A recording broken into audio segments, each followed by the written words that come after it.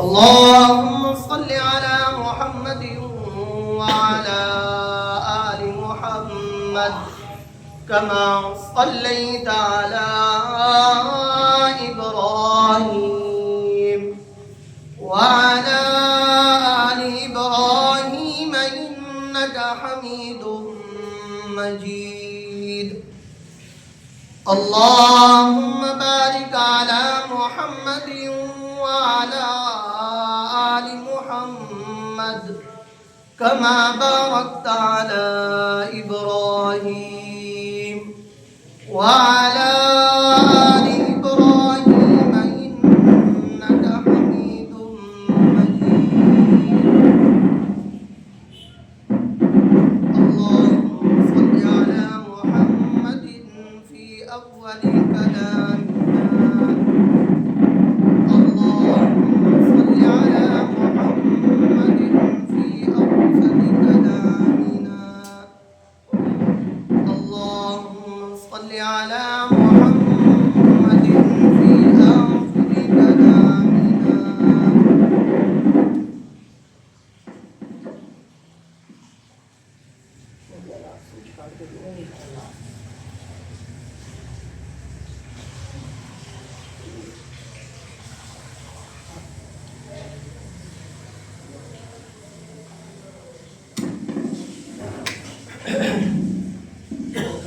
دعائے اللہ تبارک و تعالی سے قرآن مجید فرقان حمید میں سے چند آیتیں مبارکہ تلاوت کی ہے.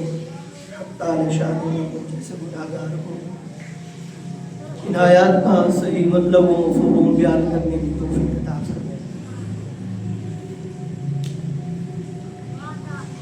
جیسا کہ آپ کو معلوم ہے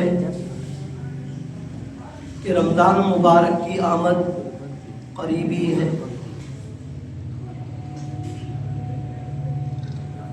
اور رمضان مبارک ایمان والوں کے لیے خوشی کا باعث ہے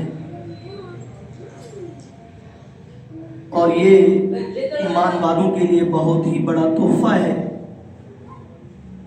اللہ تبارک و تعالیٰ کی اس قدر وسیع رحمت ہے کہ جس انسان نے اس رحمت کو رمضان مبارک کے اندر نہ پایا اور ایسی رحمت کے ہوتے ہوئے بھی اپنے گناہوں کی بخشش نہ کروا سکا تو پھر اس سے بڑھ کر کوئی اور مہینہ، کوئی اور دن، کوئی اور رات آنے والی نہیں. یہاں تک حدیث کے اندر آتا ہے کہ جس ایمان والے نے رمضان مبارک کا مہینہ پایا اور پھر وہ اپنے گناہوں کی بخشش نہ کروا سکا رمضان مبارک کے اندر تو اس سے اور کوئی بڑا بدبخت نہیں ہے. اور اس کے لیے بد دعا حضرت جبرائیل علیہ السلام نے آ کر کی اور حضور علیہ السلام نے اس جملے پر آمین کہا. اب آپ اندازہ کریں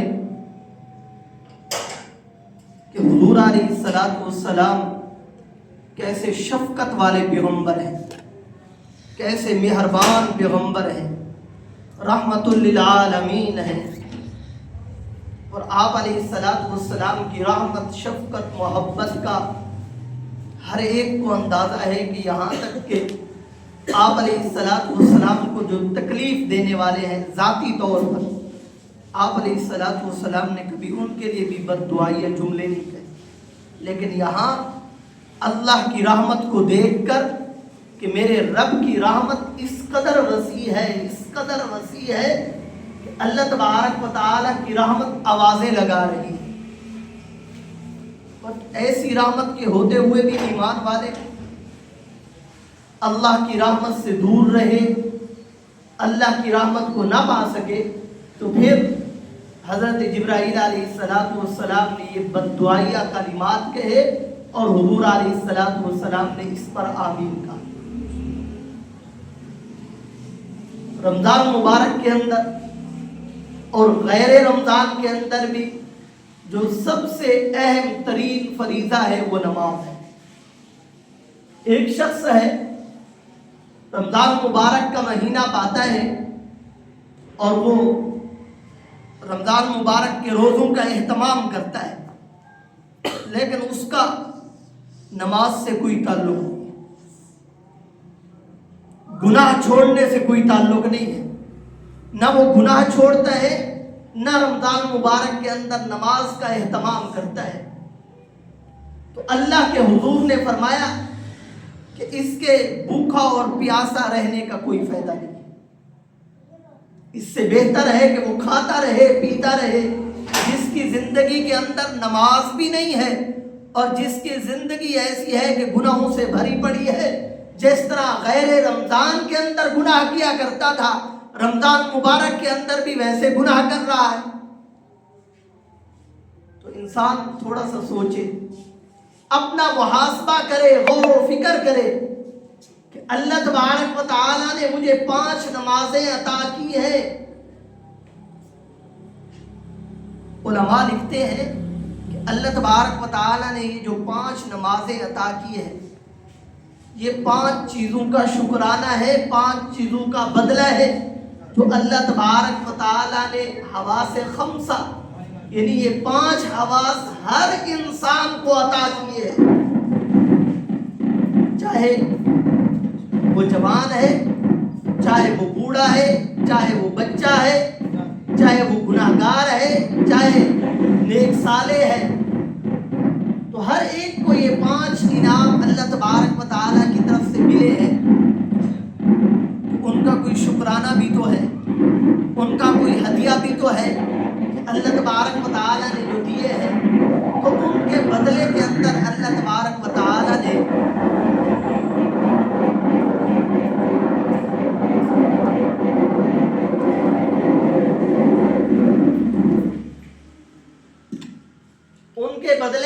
اللہ تبارک و تعالیٰ نے 5 نمازیں ایمان والوں کو عطا کی ہے۔ کیسا خوبصورت دین ہے، کیسی خوبصورت تربیت ہے ایمان والوں کی کہ نماز پڑھ رہے ہیں اور اللہ تبارک و تعالیٰ کہہ رہے ہیں کہ جو ہم نے تمہیں حواس 5 عطا کیے ہیں، 5 حواس، اور یہ ان کی طرف سے شکرانہ ہے۔ اور نماز پڑھنے کے اندر بھی ہر ایک انسان کی اپنی خواہشات ہوتی ہے۔ کوئی کہتا ہے کہ میں نماز پڑھ رہا ہوں تاکہ اللہ تبارک و تعالیٰ مجھے بیماریوں سے محفوظ رکھے۔ کوئی کہتا ہے میں نماز پڑھتا ہوں تو اللہ تبارک و تعالیٰ غموں سے نجات دے دے۔ کوئی غلط مقدمات کے اندر پھنسا ہوا ہے، مجھے اس سے بچا لے۔ کوئی رزق کے لیے نماز پڑھ رہا ہے۔ اللہ کی رضا کی خاطر ایمان والوں میں سے 100 میں سے 5% ہو تو کہتے ہوں گے کہ اللہ کی رضا حاصل ہو جائے، اللہ کا قرب حاصل ہو جائے، اللہ مجھ سے راضی ہو جائے۔ یہ ضرور ہے کہ اللہ تبارک و تعالیٰ نے ہر نماز کے اندر بہت سے اسرار دنیا کے بھی رکھے ہیں کہ جس سے انسانی خواہشات وابستہ ہے۔ تو وہ 5 حواس 5 کا ذکر ہے کہ اللہ تبارک و تعالیٰ نے ہر ایک کو آنکھ عطا کی، دیکھنا، پھر سننا، پھر سونگھنا،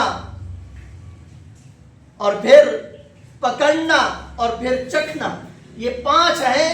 تو اس لیے علماء نے لکھا ہے کہ ان 5 کے بدلے اللہ تبارک و تعالیٰ نے 5 نمازیں اس امت پر فرض۔ گویا جس نے اپنی زندگی کے اندر رہتے ہوئے دن کے اندر 24 گھنٹوں کے اندر 5 نمازیں ادا کی، اس نے اللہ تبارک و تعالیٰ نے جو اس کو بن مانگے یہ 5 انعامات دیے ہیں، گویا کہ اس نے ان کا شکریہ ادا کر دیا۔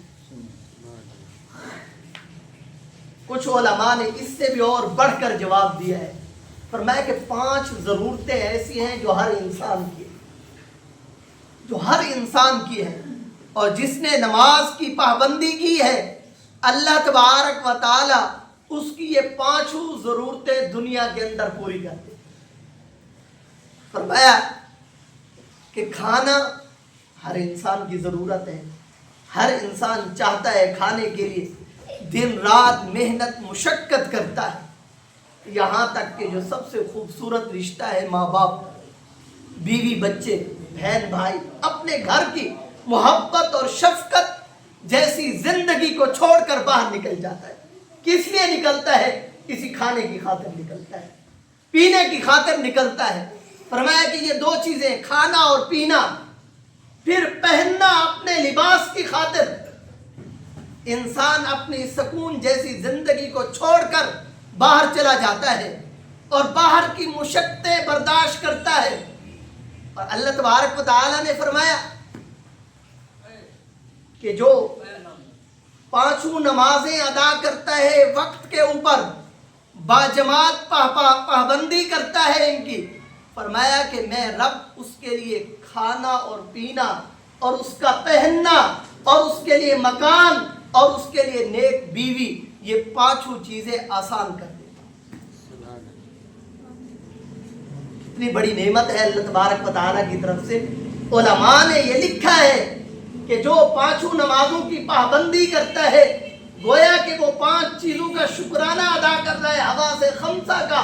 اور یہ 5 چیزیں جو ضرورت ہے ہر انسان کی، ہر ایک انسان چاہتا ہے کہ میرے لیے کھانا اچھا ہو، پینا اچھا ہو، میرا لباس اچھا ہو، میرا مکان اچھا ہو، میری بیوی نیک اور خوبصورت ہو، تو اللہ تبارک و تعالیٰ اس کے لیے یہ 5 چیزیں آسان کر دیتا ہے۔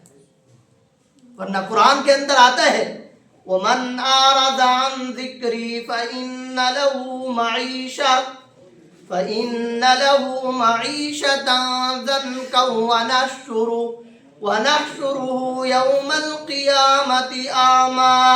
جس نے میرے ذکر سے اعراض کیا، میرے ذکر سے منہ موڑا، وَأَقِمِ الصَّلَاةَ لِذِكْرِي۔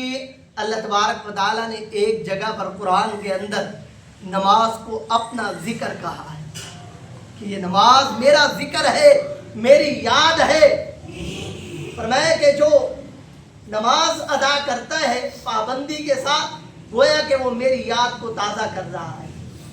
ایک انسان ہے کہ وہ گھر بیٹھ کر ذکر کرتا رہتا ہے، اور دوسرا وہ ہے جو قرآن کی تلاوت کرتا ہے، تیسرا وہ ہے جو نماز کی پابندی کرتا ہے۔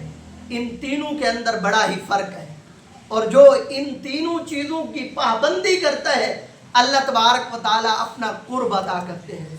اور اس کو تھوڑا سا مثال سے دیکھیں، علماء نے بہت ہی خوبصورت نکتہ یہاں لکھا ہے۔ فرمایا کہ ایک شخص ہے جو اللہ تبارک و تعالیٰ کا ذکر کرتا رہتا ہے، تسبیحات پڑھتا ہے، کبھی سبحان اللہ، کبھی الحمدللہ، کبھی اللہ اکبر، کبھی کلمے کا استغفار کرتا ہے، مختلف قسم کے ذکر و اذکار کرتا رہتا ہے۔ فرمایا کہ اس کی مثال ایسے ہے جیسے وہ اپنے گھر کے اندر بیٹھ کر اور اس کی محبوبہ اس سے دور رہتی ہو، جس سے وہ محبت کرتا ہے، جسے پسند کرتا ہے، وہ اس سے دور رہتی ہو، گویا کہ وہ اپنے گھر کے اندر بیٹھ کر اسے یاد کر رہا ہے، اس کی باتیں یاد کر رہا ہے۔ اس کی مثال ایسی ہے کہ جو گھر بیٹھ کر ذکر کرتا ہے، گویا کہ وہ دور بیٹھ کر ایک اللہ کو یاد کرتا رہتا ہے۔ فرمایا کہ جو قرآن کی تلاوت کرتا ہے، اس کی مثال ایسے ہے جیسے آپ فون پر اپنے پسندیدہ آدمیوں سے بات کر رہے ہو، تو بات کرنے کے اندر لذت زیادہ ہے۔ ایک ہے کہ اس کی باتیں یاد کر رہے ہیں، اس کے اندر لذت مٹھاس کم ہے، اور ایک وہ ہے کہ اس سے باتیں کر رہا ہے لیکن اس کا دیدار نہیں کر رہا، اسے دیکھ نہیں رہا۔ فرمایا اللہ تبارک و تعالیٰ نے، علماء نے فرمایا کہ جو شخص نماز کے اندر قرآن کی تلاوت کرتا ہے اور نماز کی پابندی کرتا ہے، اللہ تبارک و تعالی فرماتے ہیں کہ ایسے ہے کہ جیسے وہ اپنے محبوب کا تذکرہ سامنے بیٹھ کر رہا۔